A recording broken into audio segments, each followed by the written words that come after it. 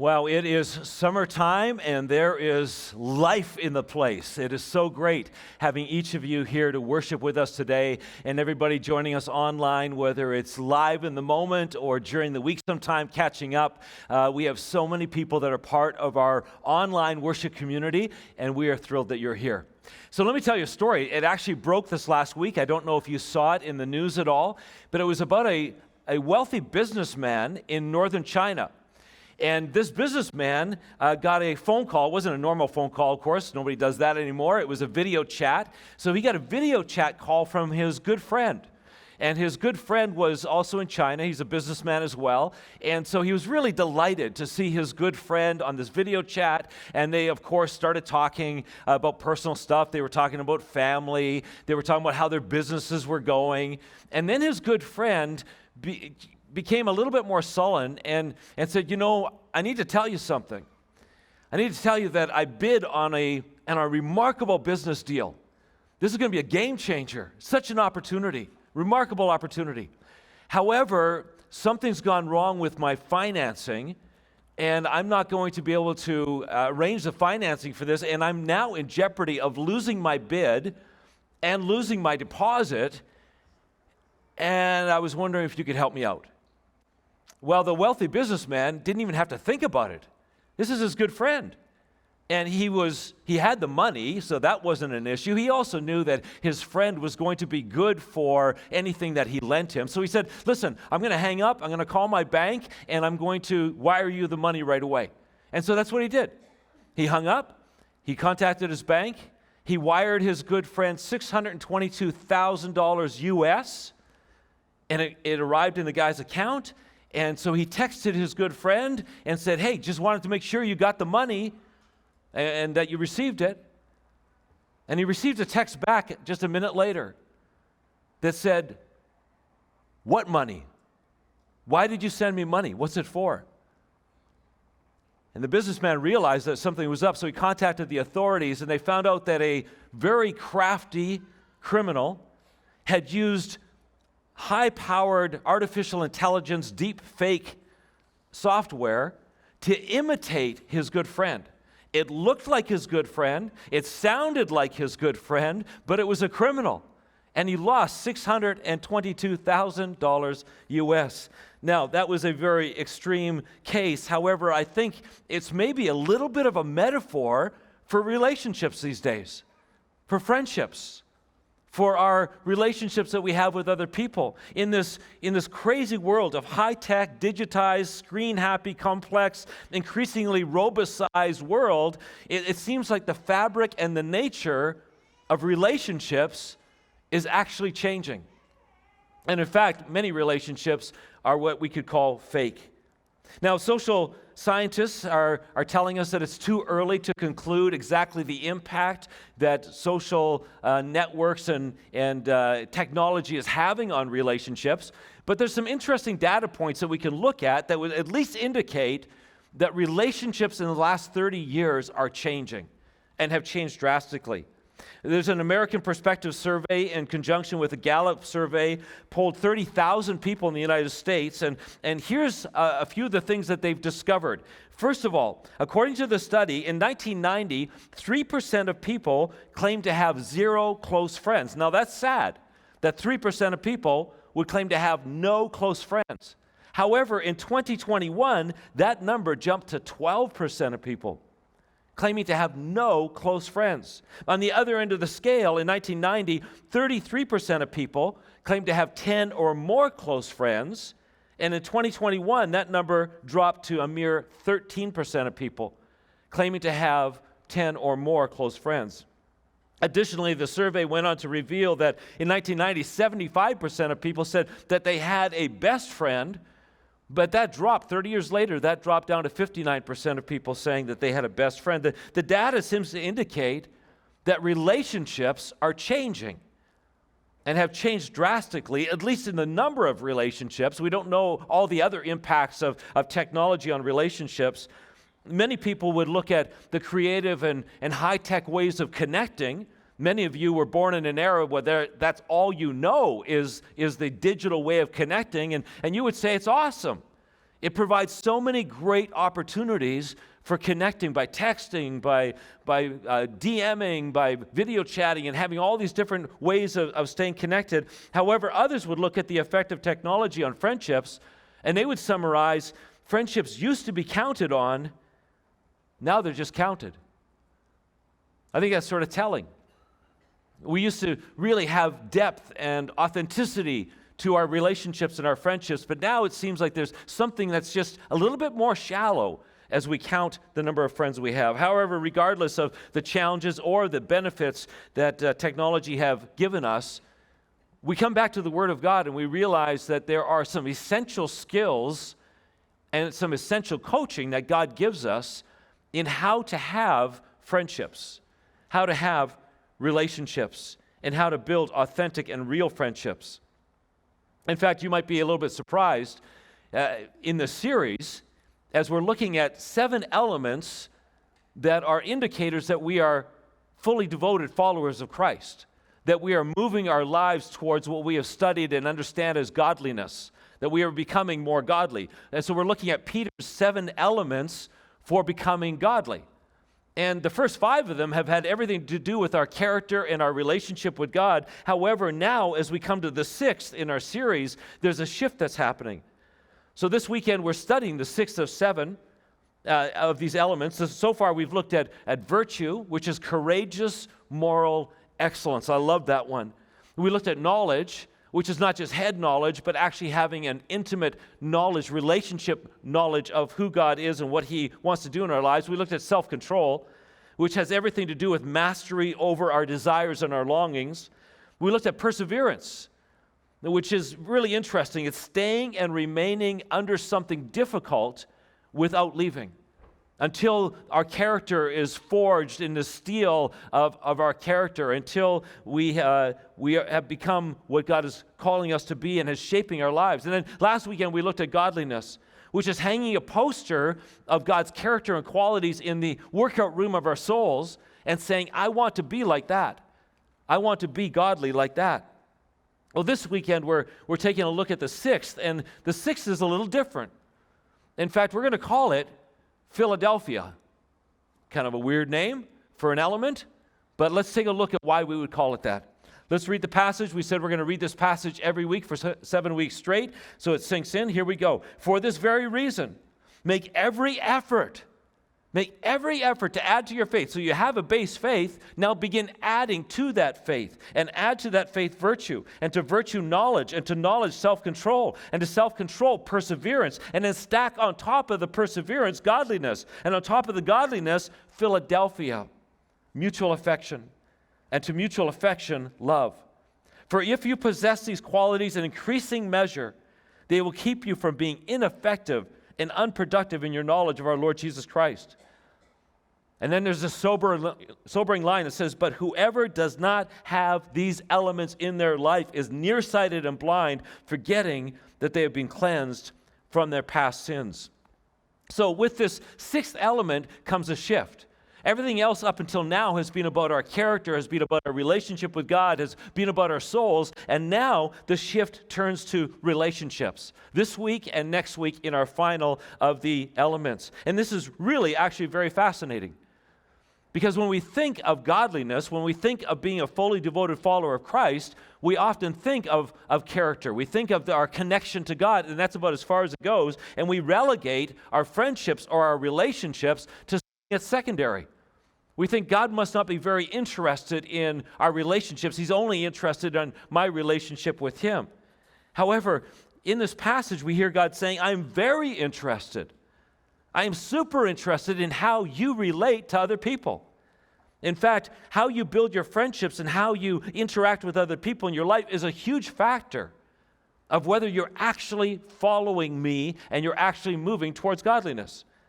And so this 6th element is Philadelphia. That's a Greek word. It's the original Greek word. It means mutual affection or brotherly affection. And it's God's way of saying how you treat other people, it matters to me. I'm not only interested in prayer. I'm not only interested in how much you read the Bible. I'm not only interested in your perseverance or your godliness or your holiness. I'm not only interested in how you battle sin and how you have faith. I'm really very, very interested in how you relate to other people and how you work out your relationships.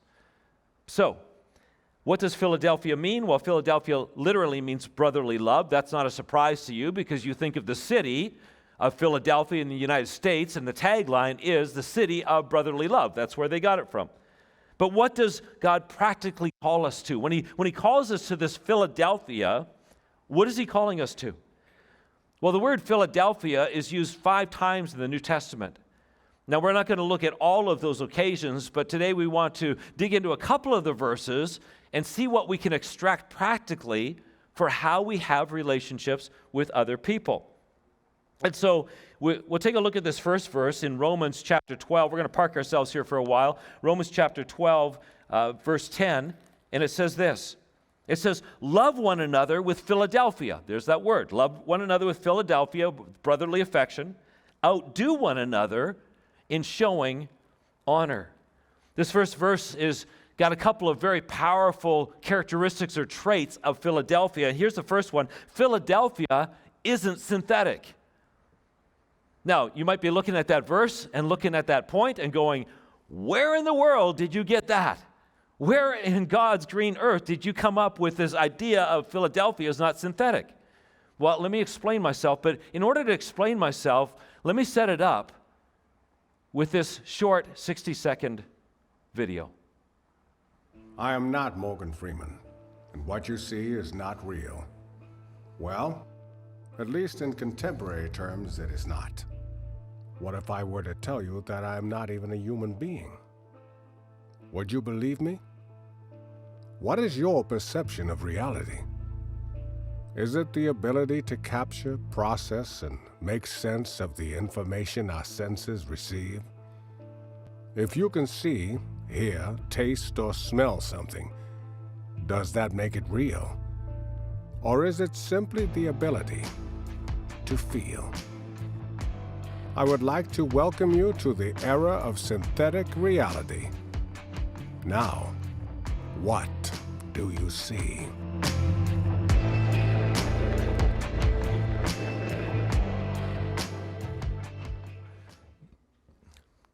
Okay, did you catch that line? I want to welcome you to the era of synthetic reality. That's the world in which we live these days. We live in a synthetic world. We live in a world where we take a look at a video like that, and it's real, but it's not real. It's fake, but it's sort of real. And it's synthetic. There's a joining together. Just 100 or maybe 200 years ago, the world was far less synthetic. So what does synthetic mean? Well, synthetic means literally put together, to put something together. Synthetic means not coming from pure or natural substances, but chemical substances putting together to imitate something natural. That video that we just watched was fake, but it was real. It was synthetic.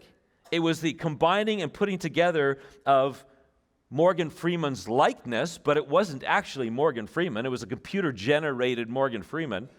It was a combining and putting together of powerful deep fake technology. It was a combining and putting together of an actor's voice. In fact, you saw at the very end where it flipped through Morgan Freeman's image, and then there was this white bald guy. Well, that white bald guy was actually an actor who was using his voice to imitate Morgan Freeman. It was a combining and putting together of a script to create synthetic reality. It was a synthetic reality that fooled the businessman in northern China to handing over nearly $750,000 to a criminal. We don't know what's real anymore. Our world is so diluted and so combined with other elements that we don't know what's real and what's fake. But God is calling us in our relationships, although we live in a synthetic world, God is calling us to have real, authentic relationships, to resist adding components together in our relationships that will make them fake. Philadelphia is a kind of friendship relationship that is real. Philadelphia is a kind of friendship relationship that is authentic. Philadelphia is a kind of friendship relationship that is genuine and pure and not diluted by a whole bunch of other compounds.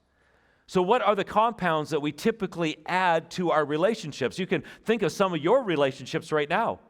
Maybe relationships with a family member. Maybe relationships with a friend. Maybe relationships with a child, one of your kids, or maybe a spouse, or maybe a former spouse. And when you take a look at this, often we add things to those relationships. The relationship plus fear. The relationship plus a desire to impress.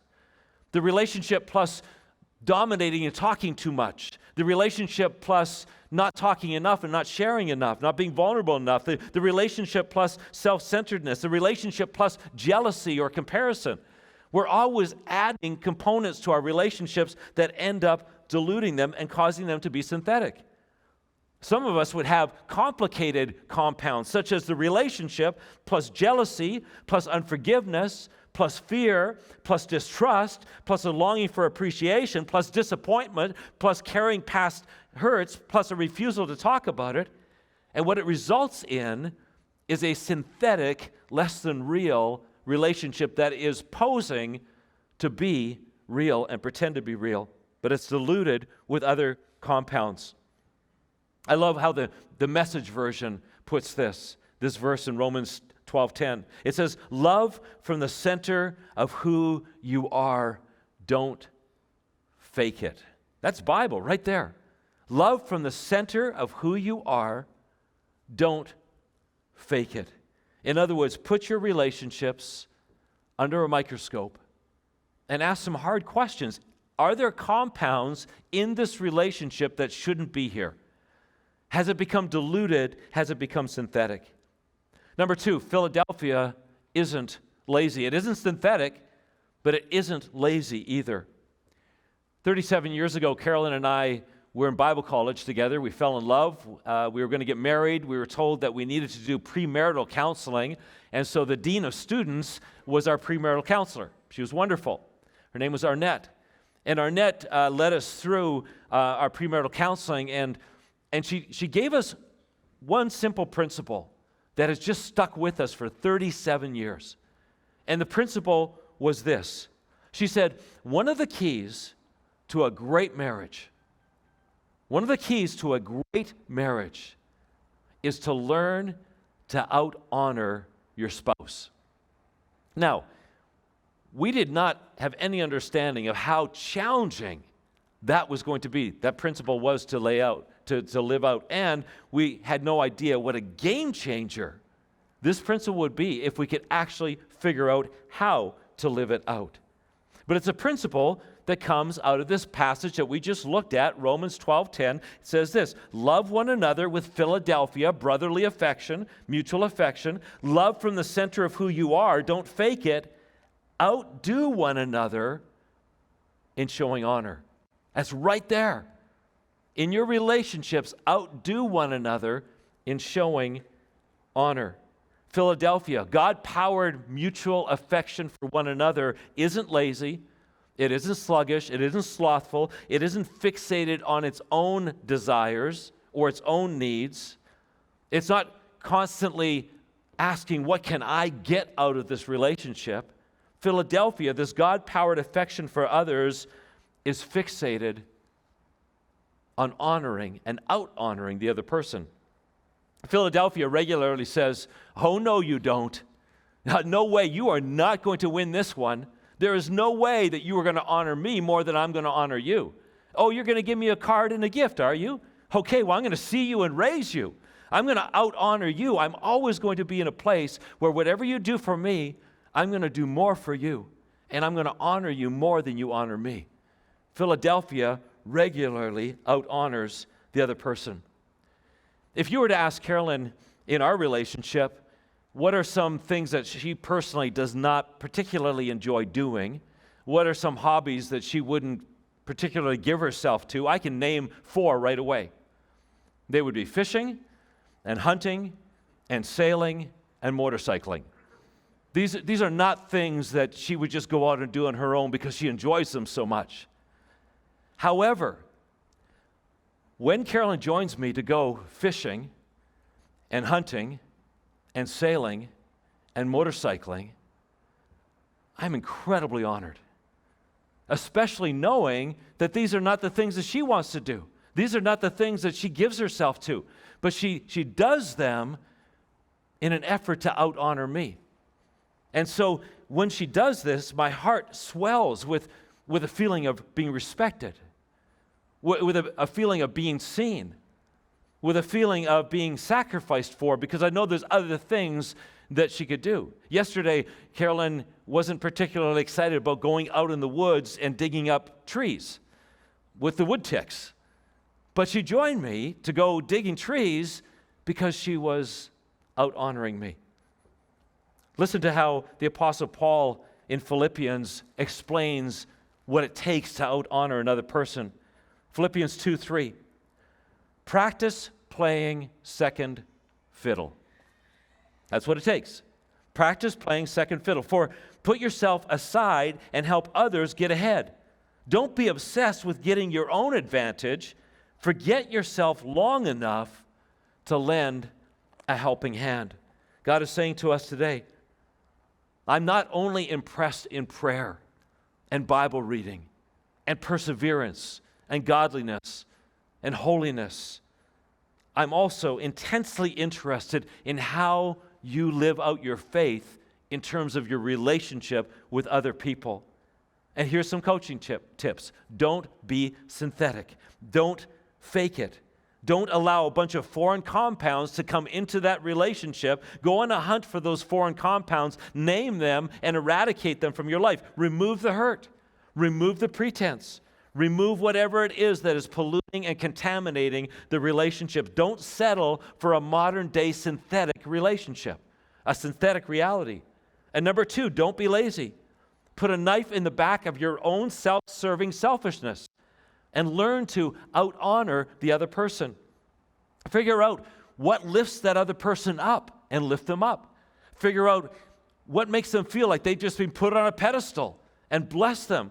Figure out what makes them feel celebrated. And be warned, what makes them feel celebrated and what lifts them up probably is not going to be what lifts you up. And probably is not going to be your preference and what you really get all excited about. But do it anyway. Learn to out-honor that other person. And then we're going to look at one final verse and one final principle. And this one's in 1 Peter. Peter says this again, 1 Peter 1:22. Look at this. He says, you were cleansed from your sins when you obeyed the truth. So now you must show sincere love to each other as brothers and sisters. And here's the line we're interested in. Love each other deeply with all of your heart. Now, when we take a look at this in the English, love each other deeply with all of your heart, that's good stuff, isn't it? That's biblical. But can I be honest with you? It sounds a little like a Hallmark card. It's a little generic, right? Love each other deeply with all of your heart. However, I discovered that as you go into the original Greek of this passage, it gets way grittier. There's something here for us to learn. Let's do some digging. The original says this, Philadelphia, agapeo, one another with, katharos, cardia, ektonos. Now, what do those words mean? Well, some of them you already recognize. You already recognize Philadelphia. Philadelphia is mutual affection or brotherly affection. Agapeo, we're going to take a look at this next week. Agape, you probably know that word as being God-powered love. Cardia is a word you are not unfamiliar with. It means heart. So what does the katharos and ektonos mean? Well, this katharos is where we get the word cathartic. Now, cathartic literally means to cleanse, to evacuate the bowels. How is that? It means a laxative is what it means. It means to empty and clean out. Cathartic. Ektonos means with energy and intensity. So you need to do these things with energy and intensity. Wow, what a powerful relationship coaching concept. If you are going to move towards deep and meaningful friendship and non-synthetic relationships, you are going to need to evacuate the bowels of your relationship. How is that for graphic? You're going to need to evacuate the bowels of your relationship and your soul. You're going to need to get what's on the inside out. Or to put it really bluntly, you are going to need to take a relationship laxative. And you're going to need to clean out the relationship poop that has been gathering in your relationship. Church, some of us know nothing but synthetic relationships. They are so convoluted and they are so polluted with other compounds that have no right being in that relationship, and our relationships become less than authentic. And God is calling us to have real, authentic, non-synthetic relationships. Some of us have this default switch that just naturally gets into a relationship and says, please me, serve me, do what I like, stroke my ego, make me happy. And God is calling us to learn to out-honor the person in our life, our kids, our brothers, our sisters, our parents, our spouse, our friends, to learn to out-honor them with their preferences and not just ours. And some of us are so, if I can put this bluntly, relationally constipated. I wonder how we're even able to function in a relationship, because there's so much stuff there that is not healthy. We're carrying so much backed up relationship poop inside of us that it's a wonder we can even function. And so what this verse is calling us to do is really very profound. It's calling us to get what's on the inside out. It's calling us to take a relationship laxative and actually cleanse the relationship. Or as the great philosopher Shrek once said, better out than in. That's what I always say. What a profound principle. Better out than in. Get what's on the inside out. Evacuate the bowels of your relationship and stop carrying around the putrid, rotting, rancid emotions and thoughts and assumptions and hurts and attitudes. Church, many of us are not getting duped by deep fake and synthetic relationships.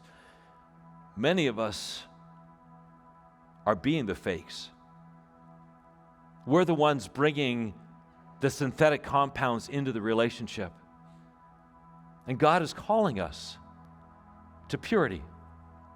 God is calling us to name those compounds that should not be there, to evacuate the bowels of our relationship and to cleanse them by being honest about what's really going on. Brotherly love, Philadelphia, brotherly love is so much more than just the name of a great city. It's so much more than a great slogan. Philadelphia is God-powered friendships. Philadelphia is what followers of Christ strive for. If anybody in the world is going to have authentic, real, pure, wholesome relationships, it's going to be those who are being powered by God to have this Philadelphia. Philadelphia regularly takes the knife to the back of its own preferences to out-honor another person. Philadelphia refuses to carry around this relational poop, knowing that that stuff will only make the relationship sick. And maybe even right now, as we're talking about that, we're having some fun with it, but maybe even right now, you're thinking, you know what? There is some of that stuff in this relationship or that relationship that I haven't been honest about, that I've been carrying around.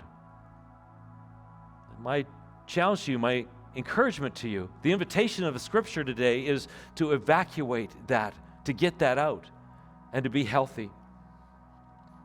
God is calling us to healthy, authentic relationships. You know, it's interesting. I was reflecting on this, and even at church, we can become very synthetic, can't we? I was thinking about communion, and we decided, we're going to have communion today. And I thought, well, we often come in, the ushers will hand us a little disposable communion thing, because after COVID, we can't have the real bread and wine, and so we have this little disposable plastic thing. And we sit in our rows, and then we have a worship song, and one of us kind of leads you through this moment of communion. We try to make it meaningful. But I thought, wow, it's actually kind of really synthetic. And I wondered what would happen if we messed around with that a little bit. You see, when you become non-synthetic, when you become authentic, when you decide to become real, the script is put away. And it just becomes a little less scripted, a little more gritty, a little more risky.